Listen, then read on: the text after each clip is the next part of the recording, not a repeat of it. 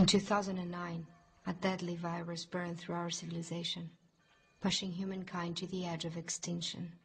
The following information may save your life. If you love your country, your family, watch, learn, and then spread the information. For a moment, just a moment, consider. Imagine a virus, the most terrifying virus you can, and then imagine that you and you alone have the cure. But if your ultimate goal is power, how best to use such a weapon? It's at this point in our story that along comes a spider.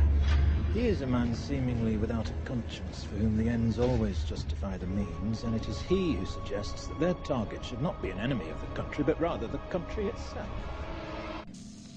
All by design. The same companies that are supposed to make us safe from these diseases are intentionally trying to infect the population of the world with them.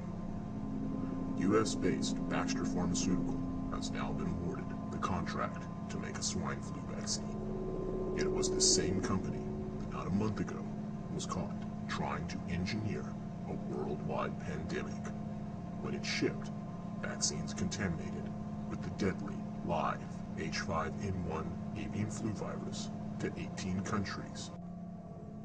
It is critical to take this understanding and combine it with the information released by the Toronto Sun that Baxter just so happens to be the same company that is currently sitting on stockpiles of bird flu vaccine ready to sell.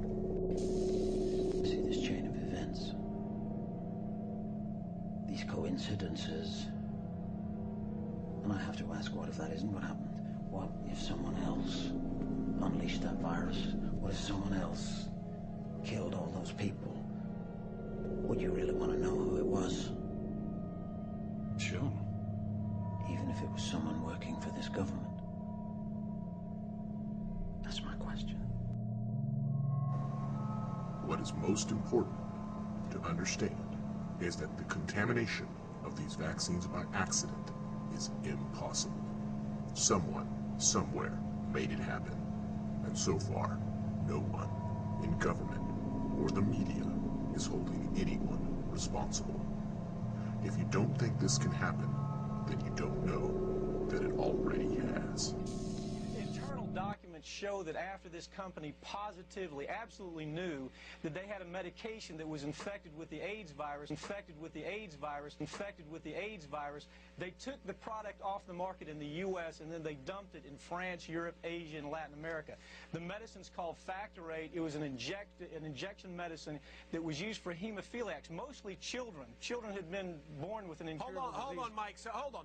So you're telling me that Bayer knew that this drug was infected with the AIDS virus, they yanked it from the market in America, and then they dumped it in markets overseas? They had to figure out a way, Joe, to make a profit on a product that they could not sell in America. So they made a huge profit. They dropped the product in Japan, Spain, and France. By the way, Joe, government officials in France that allowed that to happen actually had to go to prison for it. In America, not one corporate executive for this company has been indicted or even criminally investigated by our Justice Department. Why not? What, you're telling me that these people that dumped this AIDS-tainted blood in foreign countries, who killed children, have not been taken to task in the United States? It's worse than that. The U.S. government allowed it to happen. The FDA allowed this to happen. And now the government is completely looking the other way, completely looking the other way, completely looking the other way.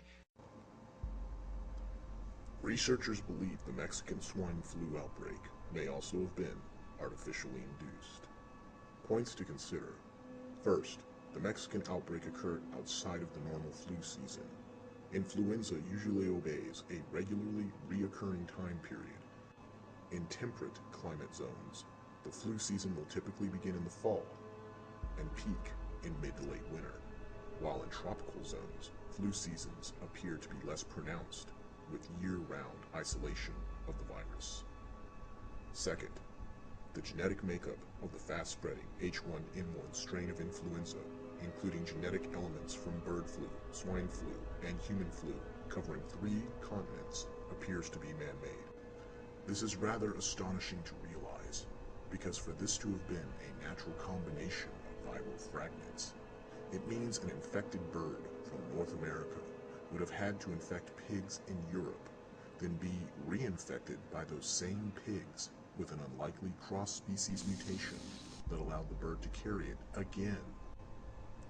Then that bird would have had to fly to Asia and infected pigs there, and those Asian pigs then mutated the virus once again while preserving the European swine and bird flu elements to become human transmittable, and then a human would have had to catch that virus from the Asian pigs in Mexico and spread it to others.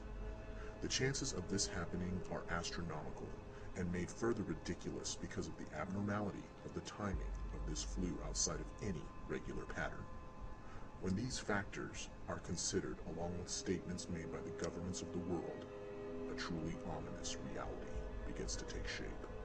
For the past few months, numerous reports have been surfacing across the web, warning about FEMA concentration camps and mass graveyards.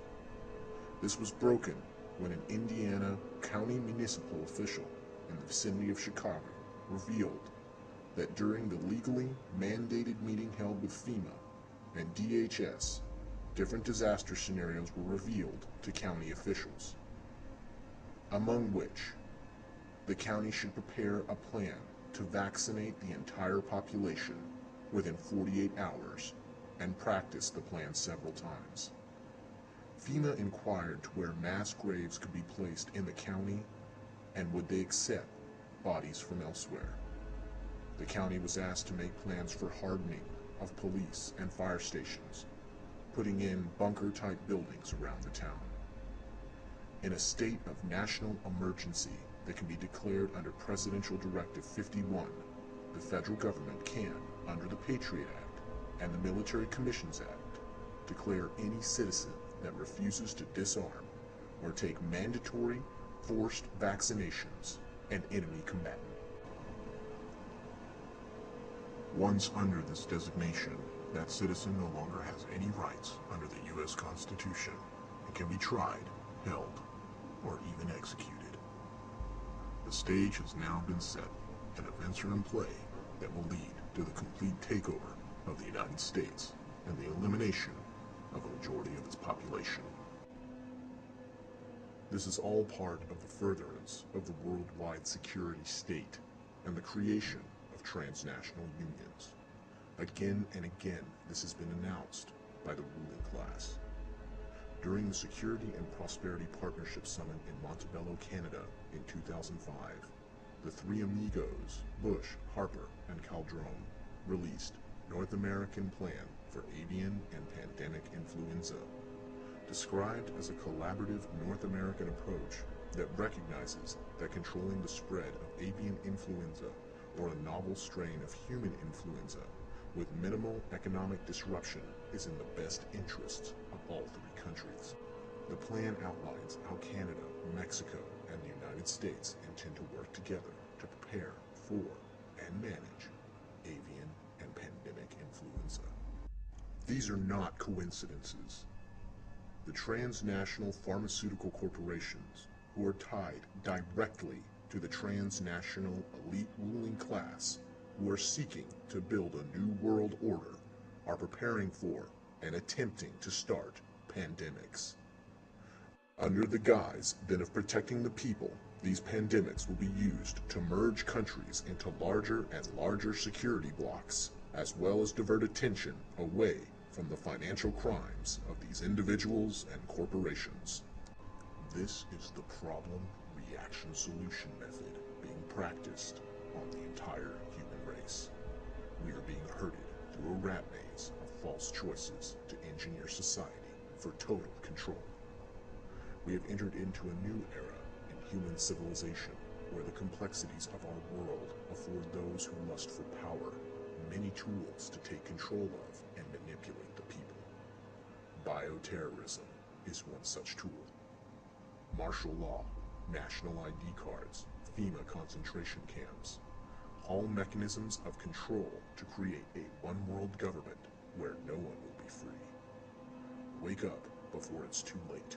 Your leaders aren't who you think they are. they are not going to help or save you. Wake up.